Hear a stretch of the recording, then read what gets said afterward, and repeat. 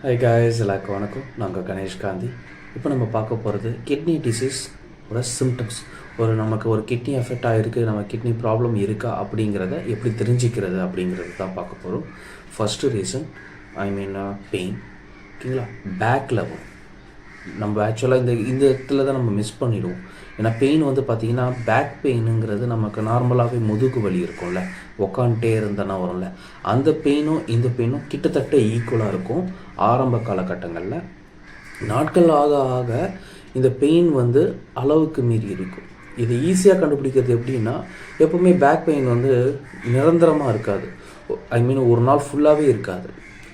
கொஞ்ச நேரம் வரும். நம்ம தைலம் தேய்ச்சி விட்டுட்டோம் அப்படின்னாலோ, இல்லை படுத்தி இருந்தோம் அப்படின்னாலோ, கொஞ்சம் ஒர்க் அவுட்ஸ் லைட்டாக பெண்ட் பண்ணி நிமிர்ந்து எழுந்தோம் அப்படின்னாலும் அந்த பேக் பெயினுங்கிறது போயிடும். ஆனால் இந்த பேக் பெயின் போகவே போகாது, அப்படியே தான் இருக்கும். ஆஃப்டர் டிரான்ஸ்பிளான்ட் அப்போவும் இந்த பெயின் இருக்கும். என்னென்னா நம்ம பழகியிருப்போம், அதனால் அந்த பெயின் பெருசாக தெரியாது. எனிவே எனக்கு விஷயத்துக்கு வரேன். இந்த பேக் பெயினுங்கிறது ஹெவியாக இருக்கும். இந்த பேக் பெயின் கொஞ்சம் நல்லா ஊற்று கவனிச்சிங்கன்னா அது ஒரு கொடாயிற மாதிரி இருக்கும். ஒரு மாதிரி குத்திக்கிட்டே இருக்கிற மாதிரி இருக்கும். ரெண்டு பக்கம் நல்லா ஹெவி பெயினாக இருக்கும். ஸோ அந்த பெயினை நீங்கள் ஃபீல் பண்ணுறீங்க அப்படின்னா ஜஸ்ட்டு பின்னாடி போயிட்டு கை வச்சு பாருங்கள். உங்களுக்கு அங்கே ஏதாவது வீக்கங்கள் இருக்கான்னு பாருங்கள். வீக்கம் இருக்கும், ஓகேங்களா. வீக்கம் இருக்குது அப்படின்னா இது கிட்னியை பாதிச்சிருக்கு அப்படிங்கிற மாதிரி நம்ம எடுத்துக்கலாம். ஸோ அந்த வீக்கம் பார்த்திங்கன்னா எந்த கிட்னி பாதிக்குதோ அந்த இடத்துல உங்களுக்கு அந்த ஏதாவது ஒரு பக்கம் மட்டும் வீக்கம் இருக்கும். வீக்கம் இந்த சென்ஸ் அந்த கிட்னியோட ஷேப் மாறுது இல்லைங்களா, அந்த ஷேப் மாற சொல்லும் அந்த கிட்னி உள்ளுக்காக உங்களுக்கு ஸ்கின் அண்டை டிஸ்டர்ப் பண்ணும்.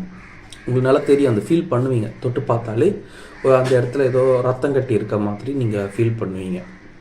ஸோ அங்கே கை வச்சு பார்த்தாலும் உங்களால் அதை ஐடென்டிஃபை பண்ண முடியும். நம்பர் 3, நம்ம காலில் தண்ணி நிற்கும். அதாவது நார்மலாக நம்ம கால் என்ன ஷேப் இருக்குமோ அது இல்லாமல் கொஞ்சம் வீக்கமாக காணப்படும். எதனால் அப்படின்னா நம்மளுக்கு கிட்னி சரியாக வேலை செய்யலை அப்படின்னு பட்சத்தில் யூரின்லாம் ஃப்ரீயாக போக மாட்டோம். ஸோ யூரின் போகலைன்னா நம்ம தண்ணி அப்படியே கொஞ்சம் கொஞ்சமாக கீழே போய் ஃபார்ம் ஆகிடும். ஸோ அந்த தண்ணி காலில் போய் நின்றுடும், 2 கால்லையும் நின்றுடும். ஸோ இந்த மாதிரி வீக்கத்தாலையும் கண்டுபிடிக்கலாம். 4வது, அந்த தண்ணி அங்கே போய் நிற்கும்னு சொன்னோம் இல்லைங்களா, அந்த தண்ணி போய் நிற்கிறதுனால நம்ம காலில் சால்ட்டு வரும். ஓகே, கருப்பாக ஒரு இடத்துல சில இடத்துல சால்ட்டு மாதிரி வருது அப்படின்னாலும், இல்லை காலில் பாதத்தில் வரும், இல்லை இந்த இடத்துல கையிலலாம் வரும், ஓகேங்களா. ரொம்ப பிளாக் ரெட்டிஷாக வரும். அது அப்படி வருது அப்படின்னா அது சால்ட். ஸோ இது காரணம் நம்ம தண்ணி குடிக்காததுனாலையும் வரலாம், கிட்னி ப்ராப்ளம் ஆகினாலும் வரலாம். ஸோ இதையும் நீங்கள் பார்த்துக்கணும். இன்னொன்று, இப்போ நான் சொன்னேன் இல்லைங்களா, இந்த கால் வீக்கமாகும் தண்ணி குடிச்சிட்டு நம்ம யூரின் வரலை அப்படின்னா நமக்கு இது வரும். ஒரு சிலருக்கு இது டைரியா மாதிரி ஆகி மோஷன் மூலியமாக இந்த லிக்விடாக வந்துடும். ஸோ அவங்க அதையும் பெருசாக எடுத்துக்க மாட்டாங்க, ஏன்னா மோஷன் வழியாக வந்துடுச்சு அப்படின்னு சொல்லிட்டு. அப்படி வந்தாலும் அவங்களுக்கு இந்த கிட்னி ப்ராப்ளமால் யூரின் வர்றது கண்டினியூஷன் இல்லை அப்படின்னாலும் கண்டுபிடிச்சிக்கலாம். யூரின் வர்றது சரியாக வரலை, யூரின் கம்ஃபர்டபுளாக வரல அப்படின்னாலும் நம்மளால் கண்டுபிடிக்க முடியும்.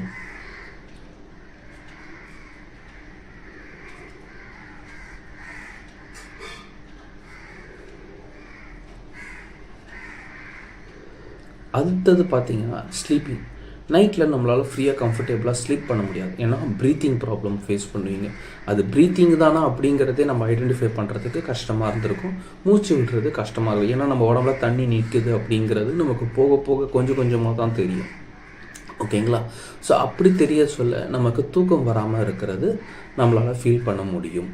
So first reason back pain தான் ஃபஸ்ட்டு. அந்த பேக் பெயினுக்கு அப்புறம் பின்னாடி அந்த கிட்னி பேக் சைடில் நம்ம கை வச்சு பார்த்தோன்னா இங்கே வீக்கம் ரெக்கார்ட் பாருங்கள். வீக்கம் இருக்குங்கிறத மைண்டில் எடுத்துக்கோங்க. வீக்கம் இருந்தது அப்படின்னா அதையும் நம்ம கணக்கில் எடுத்துக்கலாம். அடுத்தது காலில் இருக்கிற வீக்கம், அடுத்தது அந்த பிளாக் மார்க்ஸு சால்ட்டாக ஃபார்ம் ஆகிறது, அடுத்தது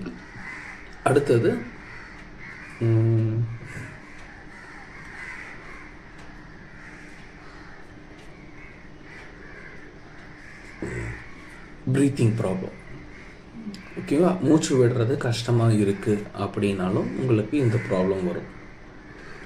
ஓகே, ஹைப்பர் டென்ஷன், கண் கண் எரிச்சல் இருந்தாலும் வரும். கண் எரிச்சல் எப்படி வரும்னா பிபியால் தான் வரும். ஸோ அந்த பிபி தான் நமக்கு அங்கே போய் பாதிக்கிறது. இது பிபியோ மெயினாக எடுத்துக்கோங்க. பிபி இருக்கா இல்லையா நமக்கு தெரியாது இல்லையா, அது நமக்கு கண் எரிச்சலோ இல்லை தலைவலியோ தலைவலி தொடர்ந்து இருந்துக்கிட்டே இருக்கும், ஸ்டாப்பே ஆகாது.